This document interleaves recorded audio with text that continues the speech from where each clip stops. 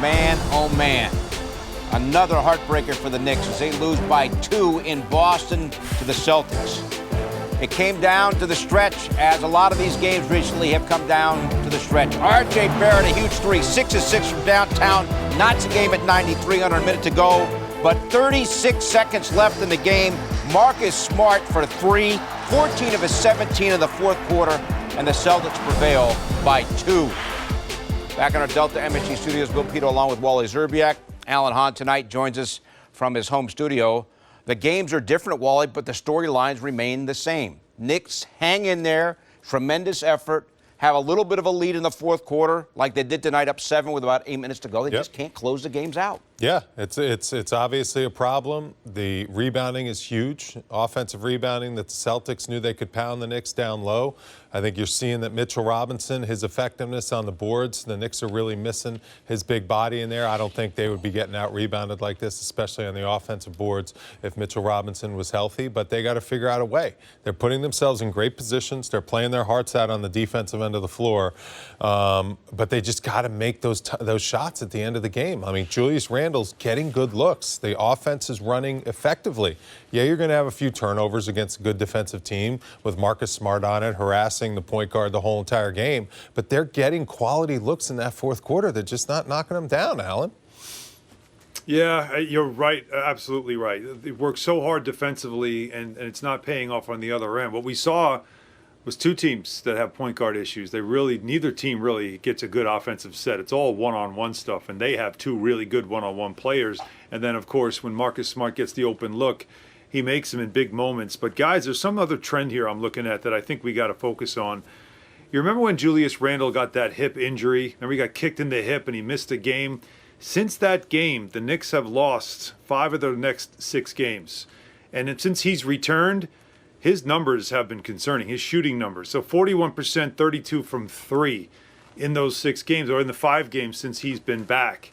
So he's struggling, and obviously when he's struggling, the Knicks offense is going to be struggling because he's been so much for this team, and it just shows you. Even with R.J. Barrett having an unbelievable game, the way he shot the 3-ball, Julius Randle's numbers are something to keep an eye on and to see if that leg is 100% or if he has to work through something that he's been dealing with since that freak injury. But offensive rebounding, another game where that's a problem for the Knicks, and Wally, I'm with you on that one too. You're now, when people ask, well, maybe they don't need Mitchell Robinson. Maybe they don't miss Mitchell Robinson. Yes, you do. And a night like tonight is an example. Yeah, the rebounding numbers, as we look at the box score here, outboarded 53-39. Second chance points, so which was a big factor, guys, the other night. Outscored in second chance points by Brooklyn, 26-2. Tonight it was 20-7. That's very significant now. And Mike Breen's made the point, we've talked about it, this is a good rebounding team, the Knicks. The last couple of games, though, they've had a hard time preventing the opposition while from getting offensive boards. A couple reasons. I think Randle's injury, which Alan highlighted, when you're nicked up a little bit, there's a slight margin for error in the NBA. For not being able to do what you're completely capable of doing when you're 100% healthy. And then Nerlens Noel, he's a great shot blocker, but he doesn't, look at where he's under the basket. He's being pushed right under the basket in that position. Right. He doesn't have the strongest legs, so he's not able to root those offensive rebounders and the guys who are crashing into the boards away from the basket. They're kind of pushing him under the basket. And Tristan Thompson's one of the best that we've seen in the last 10 years. I mean, he knows how to hang around the basket. He knows how to time the way the ball is going to bounce off the rim, a la Dennis Rodman. That's all he's out there to do. I mean, he's not much of a post-up guy. He's a decent defender, but he's there to rebound the basketball, especially on the offensive end of the floor, and clean up those misses. When LeBron would be going one-on-one back in the Cleveland days, and now it's when Tatum's going one-on-one and Jaylen Brown's going one-on-one. And that was a big part of it because the Knicks defense is tremendous. Their rotations, their effort, they're on a string. Tom Thibodeau has them watching film and locking down good offensive players. The problem is a defense is only as good as you locking up that defensive rebound. If you're not defensive rebounding, you might as well not be playing as good a defense. And right now the Knicks are not securing the defensive board and finishing defensive possessions. Absolutely the issue, Wally. You nailed it. That's exactly what it is, and we had only talked about it in the previous game. It is starting to become an issue, and that's why I just want to remind people that are so quick to think that the Knicks don't need Mitchell Robinson. You absolutely do. The active body, but also the length. And we showed you in those replays what you see is Taj Gibson. You love him. He's terrific in pick and roll defense. He's got great feet, a little bit undersized at times, but he does have the strength. On the other side of it is Nerlens Noel has the length, but not the strength. You need the two pieces combined, and that's what they're missing, and that completes the defensive stop. But again, it's still hold a team to 101. That should be enough for anybody to win in today's NBA. I mean, the average scoring per game is 112. So your defense is getting it done.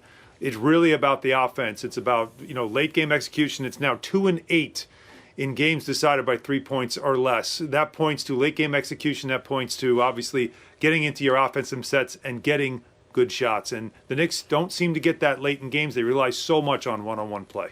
Final numbers on the offensive rebounding. Boston 16, Knicks 5. So that's a key number. Huge. Just to pay that off. Right. Let's take everyone over what happened in the final quarter. Knicks began the quarter up 3, and I mentioned they were up 7 with about 8 minutes to go. Yeah, and R.J. Barrett knocks down that 3. So the Knicks are in good position here. They got a 5-point lead. We're coming down the stretch of the game. That could have been a goaltend. I thought it was. Derrick Rose, it might not have reached the rim, though. It should have been. And then off to the races, Jaylen Brown, he gets that bucket to go. So now the Knicks are only leading by 1. Then this is the first Marcus Smart 3. I mean, I understand Alec Burks trying to run him off the 3, but the pump fake gets him a wide open look, so the Celtics take a 2-point lead. Then R.J. Barrett, huge shot. 4-point game, the Celtics took a 4-point lead. R.J. comes off the screen, knocks down the shot, so it's a 2-point game. Here's just the sloppiness. Allen alluded to it. No point guard for the Celtics.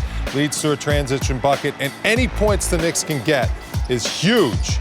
So right now the Celtics are up 1. Then that's the possession where R.J. loses it. Saves it to Marcus Smart, and then the Celtics can't score very well in the half court, but they can finish in transition. Jaylen Brown is electric. They get the bucket, 3-point game. RJ ties the game at 93. So the Knicks doing a good job of hanging in there. RJ was phenomenal. I don't understand that double team at that time, daring Marcus Smart to beat you, leaving him wide open. He knocks down that 3, and the next possession, Knicks down 3. Burks gets a good look, leaves Smart on the ground, but leaves the shot short. And then free throws for Boston the rest of the way. They seal it and ice the game. And that's the question. I understand you wanting to get the ball out of Tatum's hands, but when Tatum is looking at the whole entire court and then Reggie Bullock decides to just start running at him, it's like a quarterback that can survey, a blitz coming and just be like, all right, I'm just going to dump it right off to the flat and boom, first down. Daring Marcus Smart to make that shot, I don't like that. Marcus Smart makes some interesting decisions sometimes out there on the floor, but when it comes to crunch time, that guy has onions, and he makes big shots. So leaving him wide open after he just made a shot, I don't know if that was the greatest decision. Probably in the game plan to get the ball out of Jason Tatum's hands, but I would have liked to have doubled Jason Tatum after he put the ball on the floor a couple times, because that's when he turns into a turnover machine. When you bring the double, when he's putting the ball on the floor, he doesn't see and kind of survey the court very well. But if you just run a guy right at him when he can see that guy that just left, Marcus Smart, that's a pass he'll make, and Marcus Smart can make that shot. Yeah, 2 things, Wally. The first one is I agree with you on Bullock. If you're going to go, you better make sure you get a finger on the pass. Don't let that get through and you see Bullock's hand, he just misses the pass. Can't let that happen. That's for sure. Number 2, because it needs to be said, R.J. Barrett plays his best when he's got a chip on his shoulder. Think about this. A year ago, he was left off the all-rookie team, both teams, and that bothered him, and this whole season's been about redemption about that, and he's been proving himself as one of the best players still from his draft class this year. Number 2, my friends at ESPN put out a list of the top 25 players under the age of 25. He was not on that list, and he knows about it. And you think that wasn't in his head as he went into this game playing against the Celtics? Because he had himself a night. This kid continues to get better and better. And on a night where they needed offense, their youngest player, their 20-year-old, provided it. We cannot overlook that. Most impressive to me has the costly turnover. Very next possession. Awesome. Down 3. Hits the 3 to tie the game. That's R.J. Barrett. He is amazingly resilient for someone that is only 20 years of age. Yep. And Any he's starting age. to really trust his jump shot, and it's great to see.